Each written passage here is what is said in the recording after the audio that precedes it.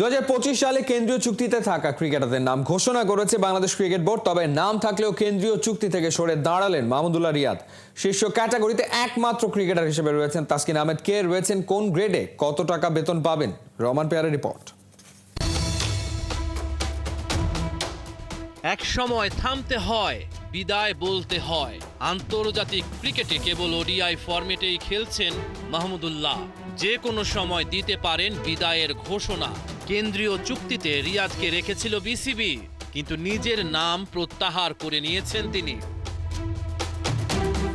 তাসকিন আহমেদ বাংলাদেশের পেস অ্যাটাকের নেতা। পেয়েছেন লম্বা সময় ধরে দলকে সার্ভিস দিয়ে যাওয়ার পুরস্কারটা। বিসিবির কেন্দ্রীয় চুক্তিতে একমাত্র ক্রিকেটার হিসেবে পেয়েছেন এ+ গ্রেডে জায়গা। বেতন প্রতি মাসে 10 লাখ টাকা। এ গ্রেডে রয়েছেন 4 ক্রিকেটার: নাজমুল শান্ত, মেহেদী মিরাজ, লিটন দাস, মুশফিকুর রহিম। ওডিআই থেকে অবসর নেওয়ায় মার্চ মাস থেকে বি গ্রেডে চলে যাবেন মুশফিক। এ গ্রেডের ক্রিকেটারদের বেতন প্রতি মাসে 8 লাখ টাকা।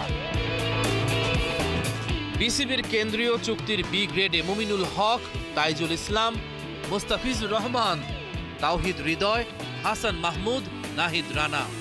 আন্তর্জাতিক ক্রিকেটে দুটি ছড়িয়ে প্রথমবার কেন্দ্রীয় চুক্তিতে স্পিড স্টার নাহিদ করে নিয়েছেন জায়গা।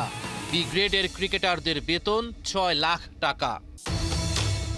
কেন্দ্রীয় চুক্তির সি গ্রেডে রয়েছেন 8 ক্রিকেটার: সাদমান ইসলাম, সৌম্য সরকার, জাকের আলী, তানজিদ তামিম, শরীফুল ইসলাম, রিশাদ হোসেন, তানজিম সাকিব, শেখ মেহেদী। এই ক্রিকেটারদের বেতন মাসে 4 লাখ টাকা। ডি গ্রেডে জায়গা হয়েছে নাসুম আহমেদ ও খালেদ আহমেদের। এই দুই ক্রিকেটার প্রতি মাসে 2 লাখ টাকা করে পাবেন। রহমান পেয়ার, 71।